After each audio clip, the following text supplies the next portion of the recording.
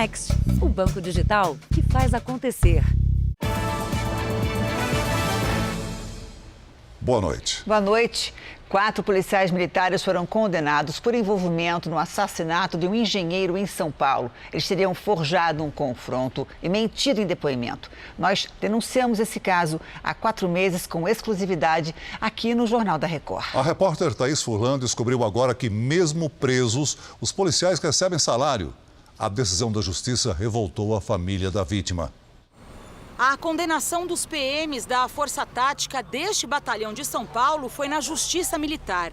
Cristiano Procópio Magalhães, Dimas dos Santos Silva e Alex Medeiros Borges receberam pena de 14 anos de prisão por falsidade ideológica, fraude processual, abandono de posto de trabalho e reunião em grupo para cometer violência.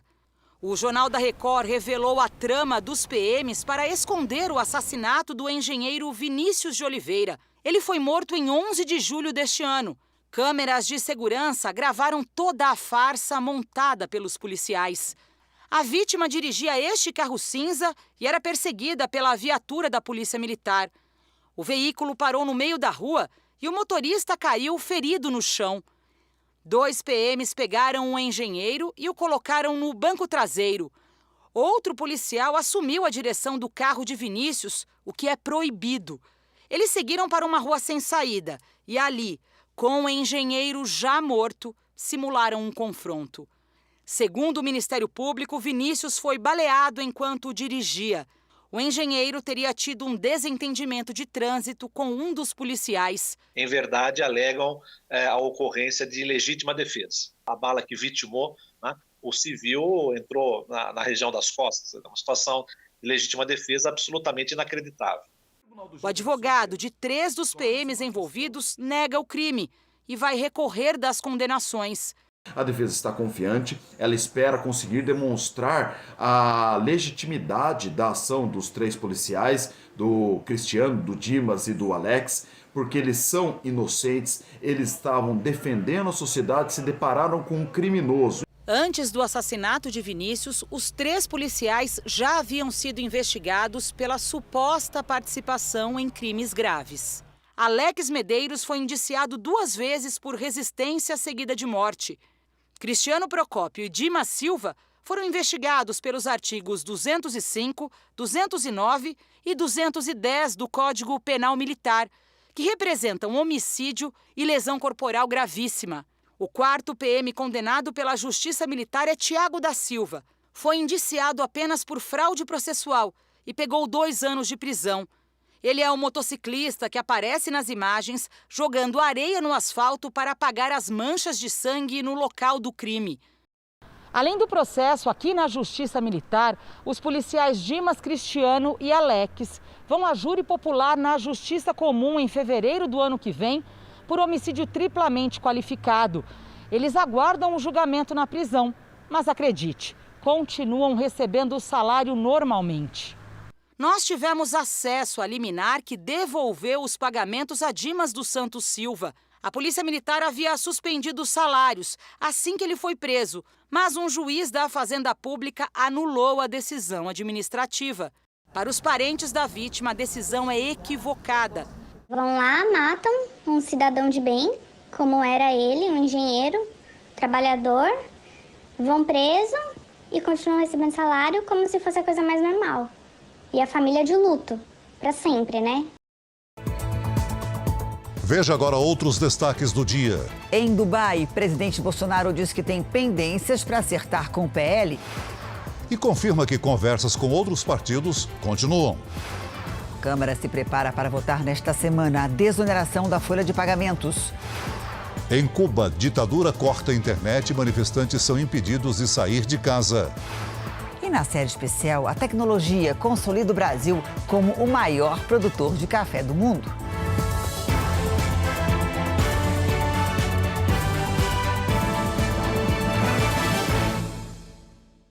Oferecimento Bradesco. Abra sua conta grátis pelo app.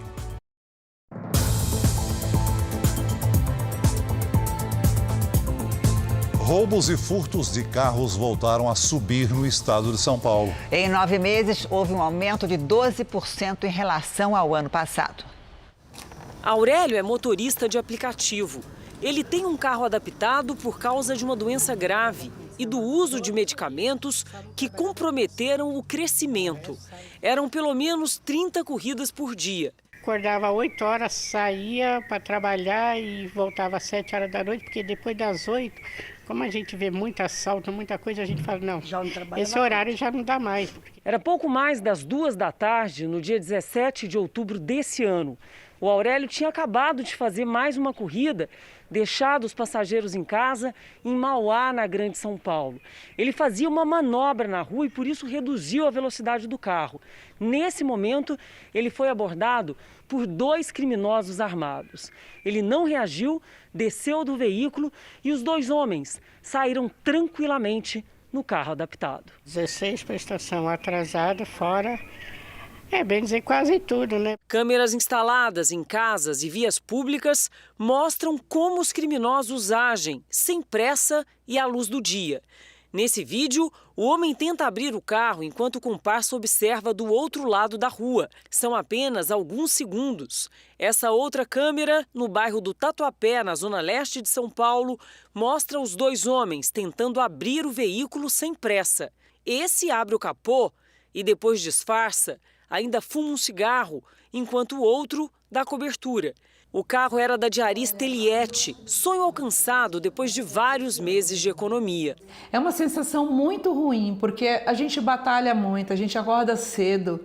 Você vai lá, você batalha para ter aquele bem. De janeiro a setembro desse ano, foram mais de 80 mil veículos furtados ou roubados só no estado de São Paulo. Na capital, segundo a polícia, um trabalho em conjunto entre as forças de segurança ajudou a reduzir o número de crimes em quase 5%. A pessoa fazer o registro para evitar qualquer problema jurídico caso o marginal faça alguma coisa de errado com o carro, como um outro roubo utilizando o carro dele, né? Fiscais da Agência Nacional de Transportes Terrestres estão nas rodovias para impedir a circulação de ônibus clandestinos. Mesmo assim, tem motorista que desafia a fiscalização. Gravações exclusivas revelam tentativas de burlar a lei. Foram vários flagrantes de pneus carecas. Repare que esse já está no arame. Entre as irregularidades mais comuns, ônibus levando mercadorias de qualquer jeito, nas poltronas e no corredor, além de veículos tão danificados que parecem sucata. A operação da Agência Nacional de Transportes Terrestres acontece em todo o Brasil durante o feriado prolongado. O foco é tirar de circulação ônibus clandestinos, que colocam em risco a vida dos passageiros e de quem mais estiver na estrada. Em Goiás, foram apreendidos 14 veículos desde sexta-feira. Só em Goiânia, 13 ônibus clandestinos ou com irregularidades. Em grupos da internet, os motoristas trocam informações para tentar fugir da fiscalização. Pessoal, aqui é a barreira de Goiânia, sentido Brasília, NTT tá lá, as 4 letras com PM, sim, eles não estão no meio da pista não, eles estão do lado lá, meio afastado assim, mas está na barreira aqui, ó. Fica atento aí, quem estiver saindo de Goiânia. Viatura da NTT saindo aqui junto comigo aqui da 44. Eu fiz o retorno aqui na rua da 44 aqui, dei de cara com ela. A abordagem aos passageiros normalmente acontece fora do terminal rodoviário. São oferecidos bilhetes com preços mais baratos que os de um ônibus regular. E iria pagar qual o valor? 180. Quanto? 180. Com qual destino até onde? Codó Maranhão? O preço médio é de R$ 400. Um barato que pode sair caro. Às vezes são atrativos pelo preço da passagem, mas não se preocupe em saber se o motorista tem um curso de formação, quantas horas esse motorista está conduzindo o veículo, como está a situação de pneus, de extintor, toda a situação mecânica e elétrica do veículo, eles não se importam. O Natal desse ano vai ter presente, mais barato. Uma pesquisa revela que pessoas estão dispostas a gastar menos. Parte da família de Alagoas ainda estava nas compras e o placar já marcava mais de R$2.000 em gastos com presentes de Natal. Tem a listinha, quem recebe e quem não recebe. Começa com quem? A sogra? Eu acho que é mais importante a sogra, né? Começa com a mamãe aqui, ó. Mamãe. A pesquisa patrocinada por lojistas mostra que 77% dos consumidores vão presentear no Natal deste ano. O gasto médio previsto é de R$ 122 por presente, 3 a menos que em 2019. O comércio projeta a entrada de mais de 68 bilhões de reais na economia. O Natal de 2021 vai ficar marcado por esse retorno aí das comemorações em família, das confraternizações, das empresas. Apesar do otimismo, o gasto do brasileiro com presentes de Natal não vai voltar ao mesmo padrão de antes da pandemia. Em 2019, o brasileiro gastou, em média, R$ 125 por presente. Para repetir o mesmo, com a inflação, teria de gastar este ano R$ 143. Preços salgados, mesmo no comércio popular, ajudam a explicar a cautela. O casal decidiu estabelecer prioridades. Acho que só pra mãe e pro pai, né? Porque é o que tá dando. O resto não dá nem pra ela, claro, pra minha namorada, né? Se não der... Se não der, ela me mata. Hein? Graças a Deus, né? Se não garantir... De acordo com a pesquisa, ao comprar presentes, o brasileiro vai priorizar os filhos, a mãe e o parceiro. Pelo levantamento dos lojistas, o fator decisivo na hora da compra é o preço. 79% dos consumidores pretendem comparar fazendo buscas na internet. Quase a metade vai parcelar o pagamento, na média em 6 vezes. Hoje a Cristina comprou a decoração da festa, em que ninguém vai ficar sem presente. Nós resolvemos fazer um esquema de amigo secreto, que aí todo mundo ganha, não fica caro para as pessoas, né? E todo mundo ganha um presente melhor. Uma boa saída essa. No Rio de Janeiro, o feriado veio acompanhado de muito sol e a cidade teve ocupação recorde nos hotéis. É o maior movimento desde o começo da pandemia. Areias ocupadas pela orla carioca e um céu azul que há tempos não aparecia. Só no mês de outubro foram 26 dias de chuva na capital. Com certeza pegar um sol e tomar um chopinho, né? E os banhistas chegaram cedo para garantir um lugar na areia. E aqui é diferente, praia, né? É outro clima. Pegar um sol, onde eu moro é muito frio. Não sente muito frio, vamos pro Rio, que aí lá a gente aproveita. Os turistas desembarcaram em peso por aqui neste feriado. 95% dos hotéis estão ocupados e por isso esse já é considerado pelo setor o melhor feriado prolongado desde o início da pandemia. A maioria dos visitantes veio de estados vizinhos, como São Paulo e Minas Gerais. Apenas 2% dos hóspedes são estrangeiros. A gente acredita que até o Réveillon a demanda tem aumentado progressivamente e nós acreditamos que nós teremos um Réveillon e um verão, inclusive o Carnaval, com alta taxa de ocupação. Os bons números do setor do turismo também são reflexo da retomada de eventos pela cidade. A Maratona do Rio, cancelada no ano passado, reuniu nesta segunda-feira 30 mil corredores, todos imunizados com 2 doses da vacina contra a Covid-19.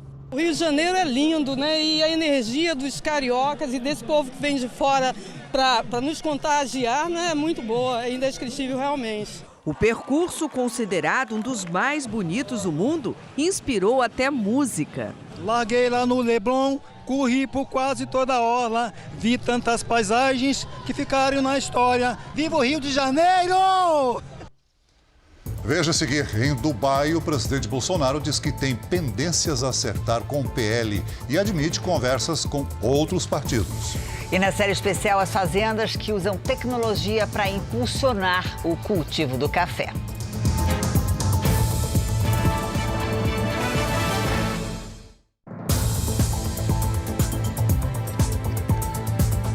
O presidente Bolsonaro encerrou hoje a primeira etapa da viagem a países árabes. Em reunião com empresários, ele rebateu críticas sobre a Amazônia e disse que ainda não está fechado com nenhum partido para a eleição do ano que vem. Jair Bolsonaro. Em uma viagem internacional com foco em negócios, o presidente da República atua como um vendedor do país. E para atrair investimentos, Jair Bolsonaro tentou melhorar a imagem da política ambiental do governo, ao falar a empresários e investidores brasileiros e dos Emirados Árabes. A nossa Amazônia, por ser uma floresta úmida, não pega fogo. Os ataques que o Brasil sofre quando se fala em Amazônia não são justos.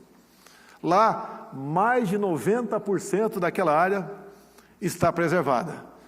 Está exatamente igual quando foi descoberto no ano de 1500. A declaração sobre a floresta não pegar fogo não é confirmada por ambientalistas. O brasileiro Marcos Troirro, presidente do Banco dos BRICS, grupo formado por Brasil, China, Índia, Rússia e África do Sul, explicou ao Jornal da Record que 50 bilhões de reais estão disponíveis para projetos no Brasil. Nós estamos falando aqui de água, saneamento, transporte, logística, mobilidade urbana, cidades inteligentes. E são nesses projetos inovadores que o novo Banco de Desenvolvimento quer concentrar os seus investimentos no Brasil. A Agência Brasileira de Promoção de Exportações mantém a estimativa de atrair o equivalente a 54 bilhões de reais até o fim do ano que vem, em capital estrangeiro vindo de atividades desenvolvidas no Oriente Médio. E para isso, Jair Bolsonaro esteve com o príncipe herdeiro de Abu Dhabi, a cidade mais rica dos Emirados Árabes. O presidente também foi à Expo Dubai. O evento, que ocorre a cada 5 anos, comemorou hoje o Dia do Brasil. O presidente discursou, assistiu a apresentações e conheceu o Pavilhão Brasil. Aqui foi montado um espelho d'água que lembra as praias brasileiras. E mesmo com uma extensa agenda aqui em Dubai, o presidente Jair Bolsonaro, nos bastidores, continuou tratando da filiação partidária. Bolsonaro negou que tenha discutido com o presidente do PL, Valdemar Costa Neto, afirmou que as negociações com a legenda continuam e que pretende tomar uma decisão nas próximas 2 ou 3 semanas. O PP, por exemplo, me quer ainda, depois que apareceu essa notícia falsa de troca de farpas entre o Valdemar, né? Eu conversei com o Ciro, o republicano também continua conversando comigo. Eu espero, em pouquíssimas semanas, 2, 3 no máximo, casar ou desfazer o noivado, mas acho que tem tudo para a gente casar e ser feliz. O presidente também garantiu que não haverá problemas no Enem após a demissão de dezenas de servidores do INEP, órgão que organiza a prova, e disse que conversou com o ministro da Educação sobre o tema. O Milton é uma pessoa séria, responsável, é do ramo, ele tem certeza, ele mandou uma mensagem para mim agora há pouco, diz que a prova do Enem vai se correr na mais absoluta tranquilidade. E o que eu considero muito também, começa agora a ter a cara do governo, né? As questões da prova do Enem. A ditadura cubana agiu para impedir manifestações contra o regime comunista previstas para esta segunda-feira no país. No domingo, um ônibus foi usado para bloquear a entrada de um bairro onde vivem ativistas contrários ao regime. Júnior Garcia, uma das principais vozes contra o governo, foi impedido de sair. Minha casa está toda cercada. São agentes do governo com roupas civis, disse Júnior. Várias outras lideranças dos manifestantes também não conseguiram ir às ruas. Em Havana, capital do país, a polícia reforçou o número de guardas nos principais pontos da cidade. Mas em outras partes do mundo, como Roma e Miami, houve protestos em apoio ao povo cubano. Desde ontem, o governo cortou a internet em vários pontos da ilha e também tirou a credencial de jornalistas internacionais. Com a repressão, a ditadura quer evitar protestos como os de julho, quando milhares de manifestantes saíram às ruas para exigir melhores condições de vida. Centenas de pessoas foram presas e muitas já foram condenadas em julgamentos sumários, sem amplo direito de defesa. Este especialista, ouvido pelo Jornal da Record, afirma que Cuba vive uma mudança de gerações e os mais jovens querem lutar contra o regime comunista. Os filhos dos que foram criados no auge econômico e no auge da violência cresceram com mais escassez econômica e é natural que isso reverbere uma revolta ainda maior. E mais do que isso, eles cresceram com um pouco mais de liberdade e diante disso é natural que eles tenham essa maior revolta diante das circunstâncias atuais. Vamos agora à previsão do tempo. A chuva perdeu força na região norte do Brasil, mas as pancadas continuam. Lidiane, boa noite para você. O que a gente pode esperar para essa semana? Vamos lá, Janine. Boa noite para você, Celso, para você aí de casa. Olha só, podemos esperar a volta dos temporais e a queda das temperaturas. Nos próximos dias, outro corredor de umidade vai se formar no centro do Brasil, provocando chuva pesada. Por enquanto, a chuva cai em pontos isolados e com baixos volumes no norte e na maior parte do nordeste. No sul, uma frente fria muda o tempo a partir de amanhã. Até o fim do dia, as pancadas se espalham pelo estado gaúcho e onde chover pode ser forte. Do norte de Santa Catarina até o interior da Bahia, nada de chuva. À tarde faz calor e a umidade do ar fica baixa no interior de São Paulo e de Minas Gerais. Em Porto Alegre, antes da chuva, máxima de 32 graus. No Rio de Janeiro faz 29. Em Cuiabá e Natal, 30 e até 33 em Manaus. Em São Paulo, a segunda foi de calor de 29 graus com direito a esse belo pôr do sol filmado pelo nosso helicóptero. Terça e quarta, de sol e poucas nuvens na capital paulista. Máximas de 30 e de 32 graus. Aí, a partir de quinta, a chuva retorna e a temperatura diminui. Faz 28. E na sexta-feira, olhem só, os termômetros não passam dos 22. Vamos ao Tempo Delivery. A Cláudia quer se programar com a previsão para a cidade de Sacramento, Minas Gerais. Vamos lá. Cláudia, seguinte, aproveite o tempo firme até quarta-feira, depois vem chuva pesada, viu?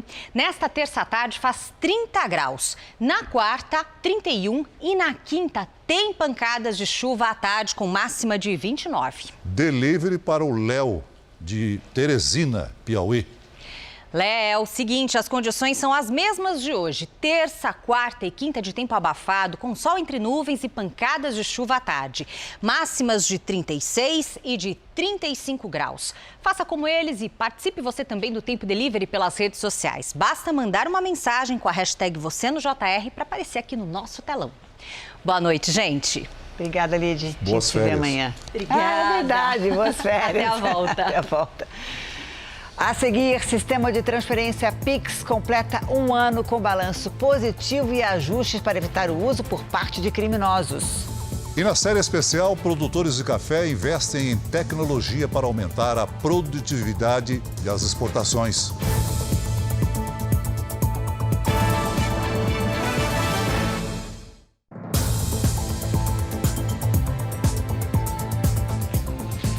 Amanhã faz 1 ano que o Pix entrou em operação no país. O sistema de pagamento instantâneo trouxe vantagens para usuários e empresas. Mas a novidade também chamou a atenção de criminosos e, por isso, sofreu mudanças.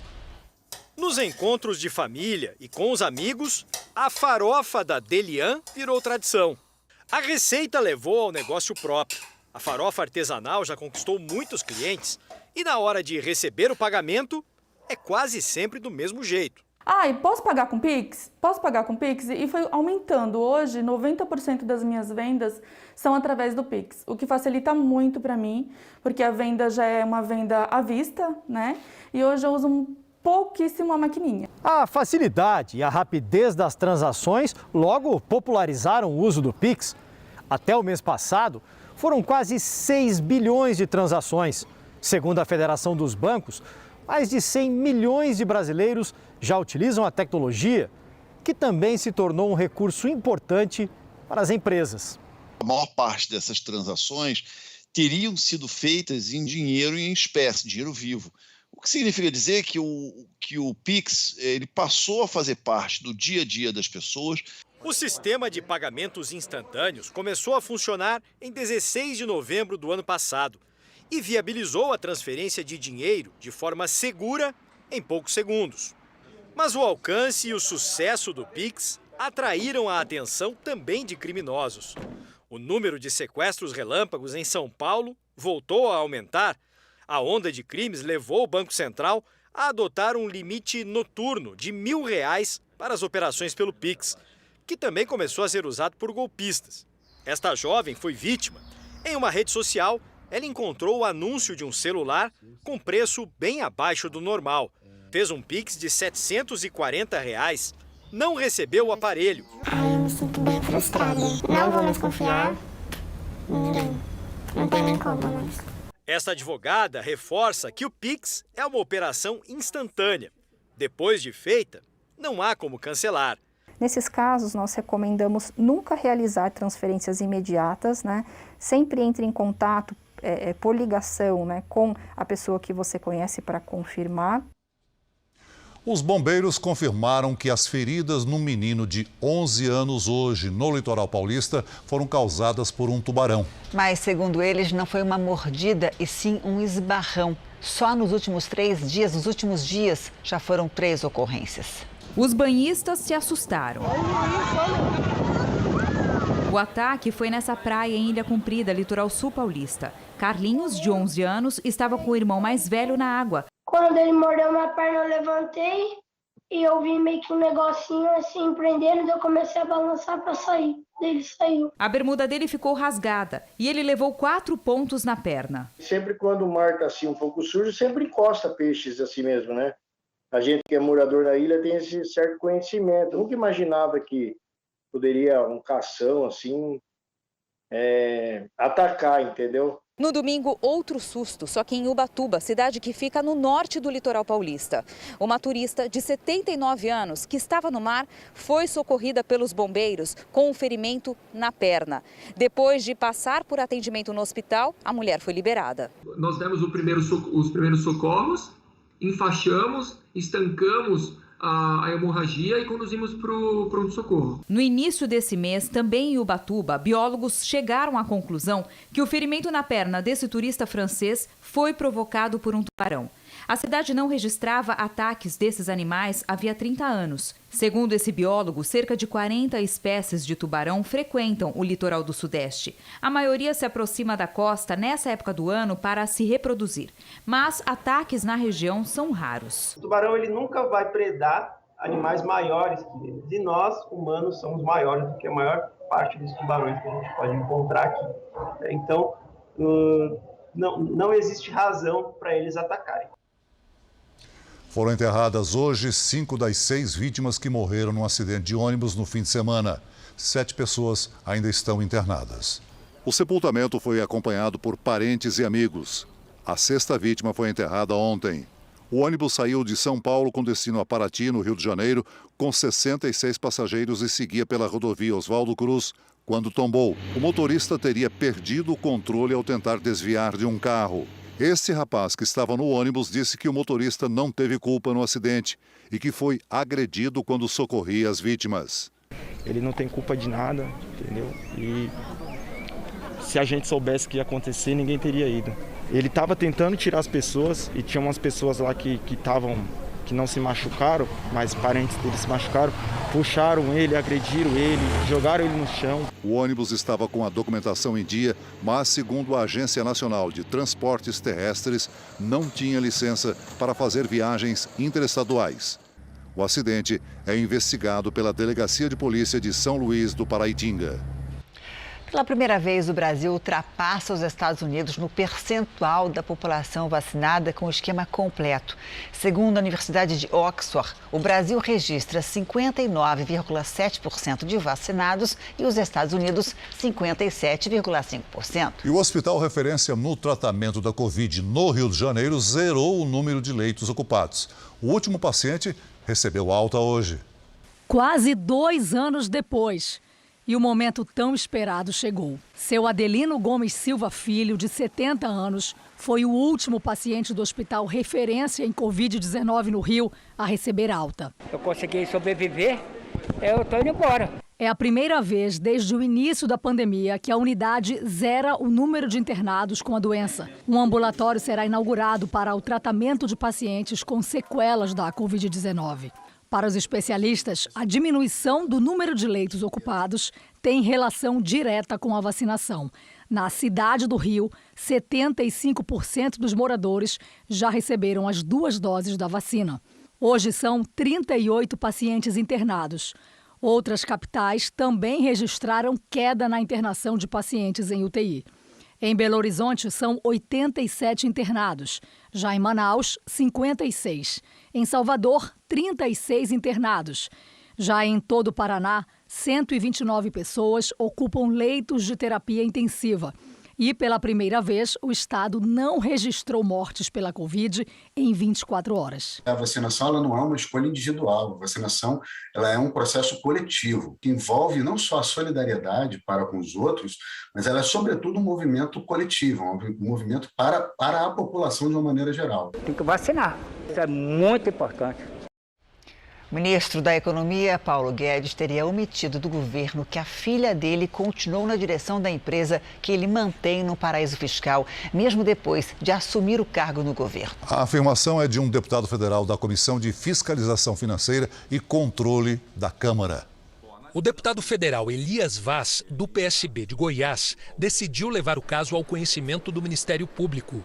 E isso depois de analisar a documentação encaminhada pelo ministro à Comissão de Fiscalização Financeira e Controle da Câmara. O parlamentar afirma que Paulo Guedes omitiu do governo informações sobre a Offshore, empresa que mantém um paraíso fiscal nas Ilhas Virgens Britânicas.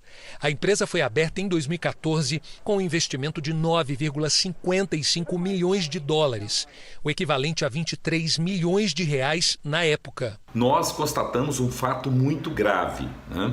Quando ele toma posse, ele informa ao governo, é uma exigência, né? Ele informa que tem uma offshore em paraíso fiscal e diz que afastou, né, da direção dessa offshore, mas omitiu, não disse que sua filha continuou como diretora dessa mesma offshore, né? Então isso é grave, né? Além disso também que sua esposa seria sócia também dessa empresa. Então isso é muito grave porque pode ter havido aí claramente conflito de interesses. Por isso, nós estamos preparando uma representação contra o ministro no Ministério Público Federal, até para verificar se no extrato de atividades dessa offshore não houve uma situação de favorecimento. Na última sexta-feira, o ministro Paulo Guedes enviou aqui para a Câmara um ofício em que pediu para ser dispensado de prestar depoimento em uma das comissões. Mas o pedido foi recusado. Paulo Guedes queria que fossem aceitas as informações prestadas por meio de documentos já apresentados. Com essa recusa, o depoimento do ministro, previsto para acontecer amanhã, foi reagendado para o próximo dia 23. Paulo Guedes é obrigado a atender a uma convocação feita pelo Poder Legislativo, né, sob pena de cometer crime de responsabilidade. Só há uma hipótese, né, dele não atender esse pedido, só se ele pedir demissão. Paulo Guedes faltou à sessão conjunta das comissões de fiscalização financeira e de trabalho da Câmara na semana passada.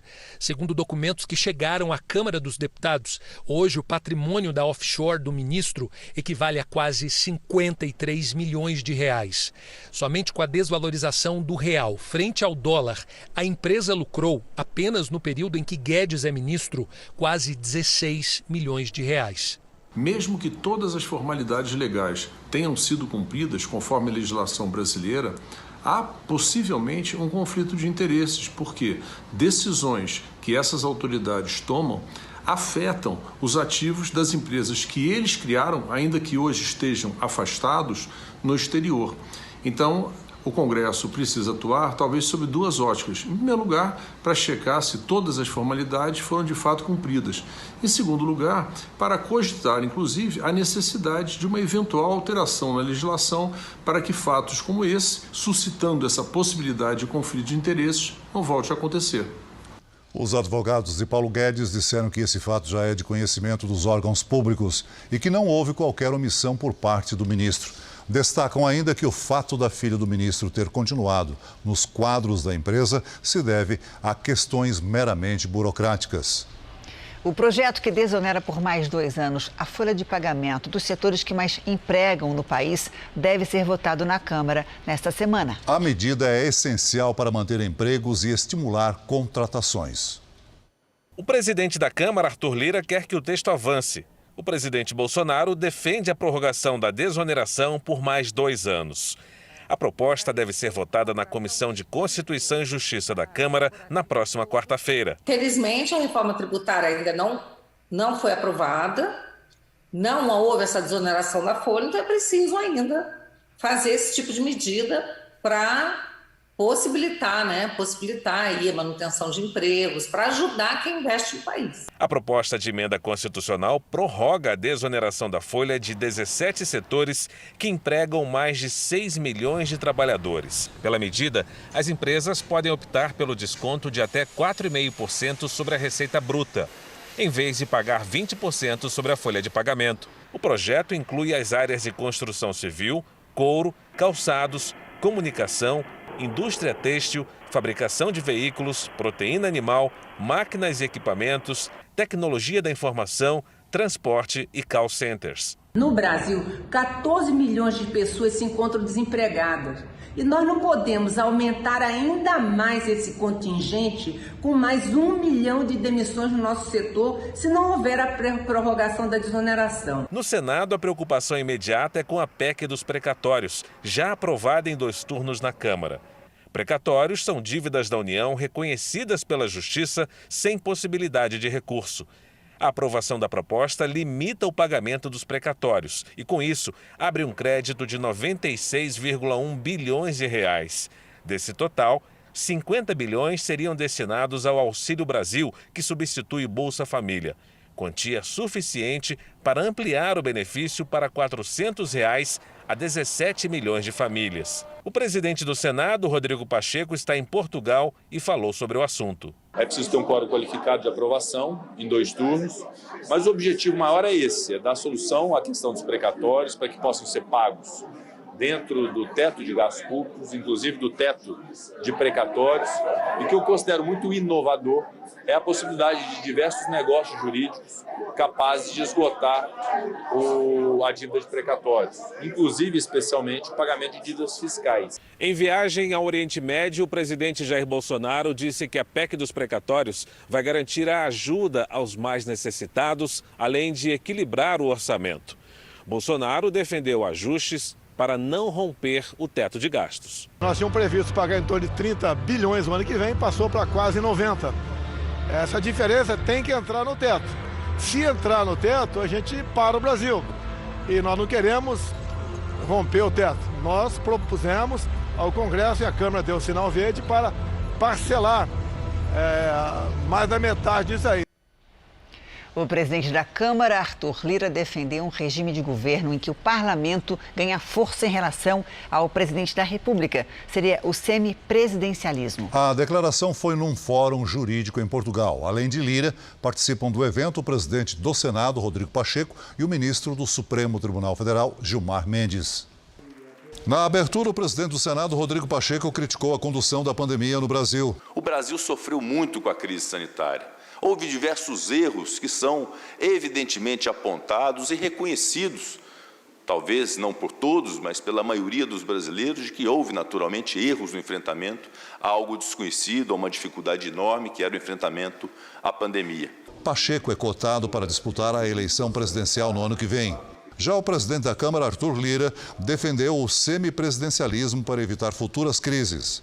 No sistema, o Congresso assume parte das responsabilidades do presidente. No modelo, não existe impeachment. Há uma nova eleição legislativa e os deputados escolhem um novo governante. O ministro do Supremo, Gilmar Mendes, ressaltou que o sistema é aplicado em Portugal, onde acontece o seminário. Nós discutimos já há algum tempo na Universidade de Lisboa a temática do semipresidencialismo, ou da exaustão do nosso modelo de presidencialismo de coalizão. A Europa teve na semana passada mais da metade de casos de Covid em todo o mundo. Os países do bloco tentam controlar o que chamam de pandemia entre os não vacinados. Na Áustria, as pessoas que não foram vacinadas vão enfrentar um confinamento parcial e só poderão sair de casa para atividades essenciais, como trabalhar e comprar alimentos. No país, quase 65% da população recebeu as 2 doses da vacina, uma média abaixo do restante da União Europeia. Na Alemanha, os partidos que negociam a formação de um novo governo discutem por medidas mais rígidas. A França voltou com o uso obrigatório de máscaras nas escolas. A Holanda e outros países do Ocidente Europeu também enfrentam aumento no número de casos, principalmente entre os não vacinados. 6 meses depois da morte do funkeiro MC Kevin, a Polícia Civil do Rio encerrou as investigações e vai pedir o arquivamento do caso.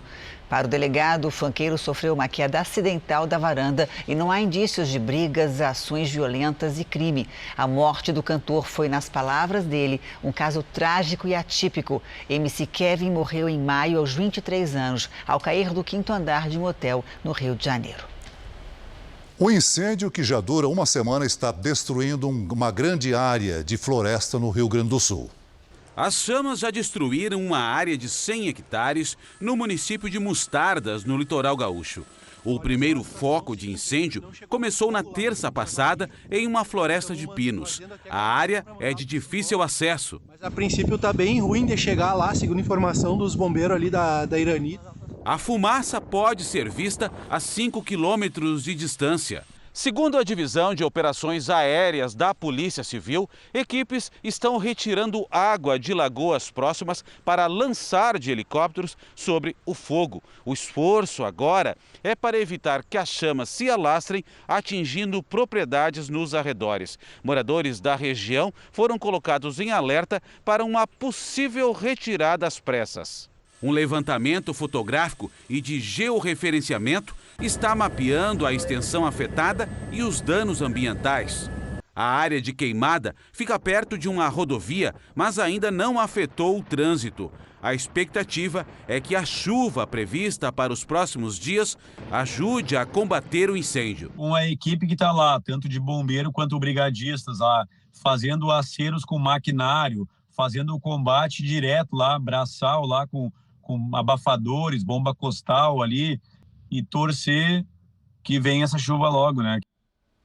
Futebol, num domingo de duelos entre cariocas e paulistas pelo Campeonato Brasileiro, os times do Rio de Janeiro se deram melhor. Uma goleada de presente para comemorar os 126 anos de história. Em apenas 3 minutos de jogo, o Flamengo já tinha balançado as redes são paulinas 2 vezes. Michael, o artilheiro do campeonato e do jogo, ainda fez mais 2 gols.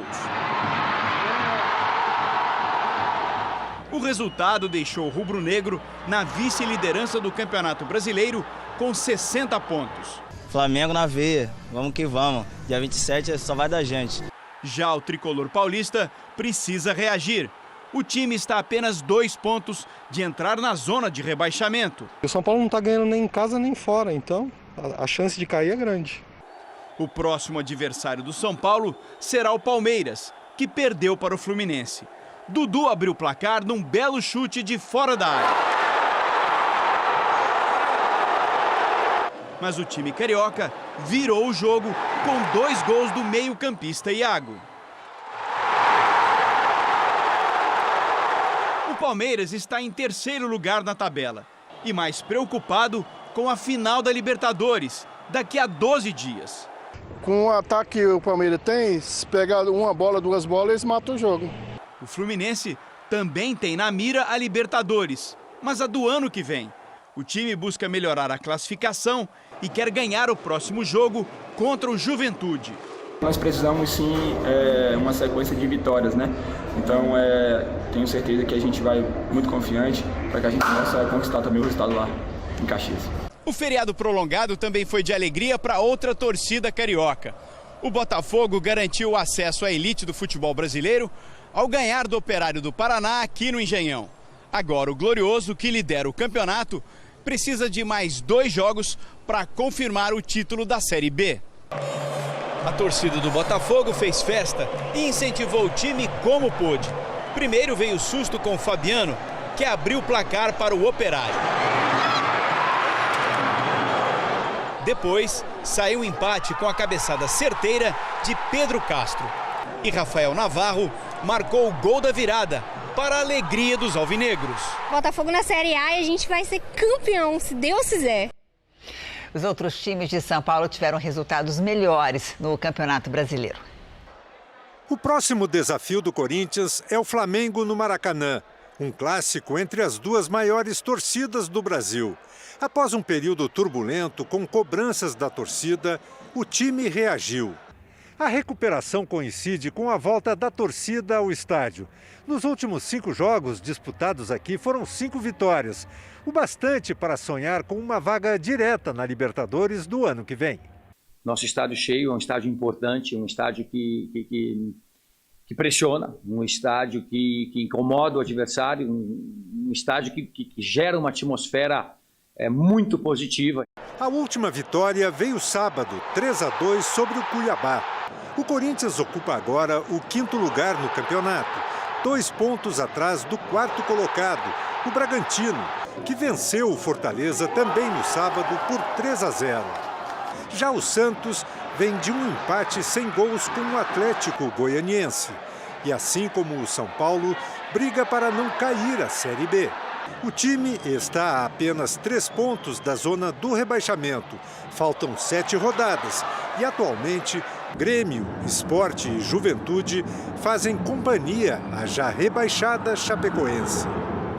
O agronegócio gera 1 a cada 4 empregos no Brasil e se destaca de forma positiva entre os dados desanimadores da economia. Na série especial dessa semana, vamos ver como a agricultura ajuda a sustentar o país. No capítulo de hoje, o avanço da tecnologia que impulsiona a produção de uma paixão dos brasileiros, o café.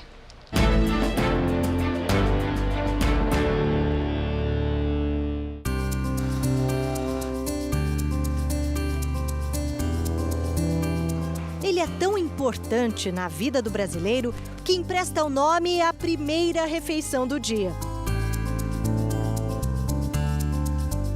O café está na mesa de 98% das casas. Você não toma o café, parece que tem alguma coisa que está faltando. É a partir do café que aí a vida continua. No meu trabalho, como eu trabalho num escritório, né? Então é aquela tradição do cafezinho, né? Para se chegar à bebida, o caminho é longo e começa geralmente em terras altas. Ali crescem os pés dessa frutinha que brotou primeiro na África. Ao longo dos séculos, conquistou árabes e europeus. Por volta de 1800, encontrou aqui clima e solo propícios. O Brasil se tornou, então, o maior produtor e o maior exportador de café, posição que mantém até hoje. 40% da bebida consumida no mundo é feita com nossos grãos. No sul de Minas, na região de Machado, esta fazenda se especializou em grãos do tipo gourmet, com sabor e aroma especiais e que passam por torra controlada. Esse caninho, que quase não se vê embaixo dos pés de café, é um dos principais responsáveis pela saúde da lavoura. O sistema de irrigação usado na fazenda foi importado de Israel e leva água para cada pé, gota a gota. E também adubo. Misturados à água, nutrientes vão direto para a raiz. Um cuidado que também tem como objetivo não desperdiçar água. Um exemplo que a gente passou no começo desse ano foi o veranico, né? A seca. Né? Com esse sistema a gente não teve aí um problema, não teve dificuldade nenhuma. Né? Ano após ano, a mata nativa ao redor da área cultivada ganha mais mudas. E na lavoura, os agrotóxicos estão perdendo espaço para produtos biológicos e um manejo diferente. Antigamente, uma lavoura bonita de café não podia ter esse mato entre as ruas onde são plantados os pés. A mentalidade que se tinha era de que ele sugava os nutrientes do solo. Hoje já se sabe que é o contrário. Essa vegetação natural ajuda a proteger a terra da exposição ao sol e também na adubação. O herbicida que matava essas ervas, hoje já não se usa mais. A colheita, que durante muitos anos foi manual, hoje é mecanizada. O grão de café começa a perder qualidade a partir do momento em que ele é colhido. Depois de lavado, ele passa por um processo de secagem, em que se espalha o grão pelo terreiro para que ele perca a umidade naturalmente. Exposto a sol e à chuva, o café está sujeito a fungos e bactérias.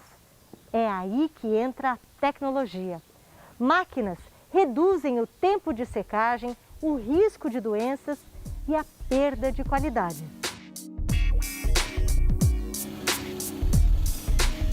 Na colheita, o segredo é selecionar os maduros, os vermelhos, chamados de café cereja. A fazenda usa uma máquina a laser que separa os grãos por cor. Eles são o café com maior qualidade, mais equilibrados, com maior doçura. Só depois o café vai, vamos dizer, tomar sol. É a secagem no terreiro. E o que antes levava de 7 a 10 dias, hoje não passa de 2, graças à aplicação de uma enzima, uma substância natural. É uma tecnologia de ponta que a gente aplica, que faz com que o café gere uma fermentação do bem. E aí vai para o secador estático. A máquina libera ar, que é aquecido com lenha de árvores plantadas na própria fazenda. As sacas de café, então, são trazidas para a fábrica em São Paulo, onde o grão vai ser beneficiado. Ele passa por todo um processo aqui nessas máquinas até chegar ao café embalado que a gente conhece, que é esse aqui, ó. Ele está bem quentinho. A torra é crucial para revelar o sabor e o aroma e é feita em máquinas de última geração, todas nacionais.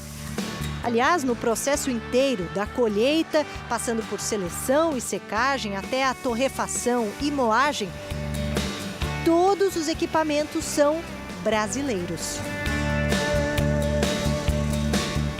O café é um produto que alterna safras altas e baixas. Este ano já era esperado um volume menor de colheita. Mas, para piorar, as lavouras enfrentaram falta de chuva e geada. Resultado, o preço do café subiu 40% para o consumidor. O produtor hoje, ele tem o ouro na mão, né? O café hoje virou ouro, dobrou o preço pré-pandemia para o que está hoje. O Brasil, que durante tantas décadas exportou os grãos verdes e importou o café pronto para consumo, agora vem mudando de papel. Quer continuar a mandar café para o mundo todo, grãos de maior qualidade. E agora, o produto já torrado. Por que o Brasil precisa mandar para fora café verde e comprar dos italianos um produto já torrado, que é nosso? 80% de um café italiano é brasileiro. Com a ajuda da tecnologia e consciência ambiental, a esperança é que as terras altas do Brasil nunca deixem de produzir esse tesouro. O Jornal da Record termina aqui. E à meia-noite e meia tem mais Jornal da Record. Fica agora com a novela Gênesis. Boa noite para você. A gente se vê amanhã. Boa noite e até amanhã.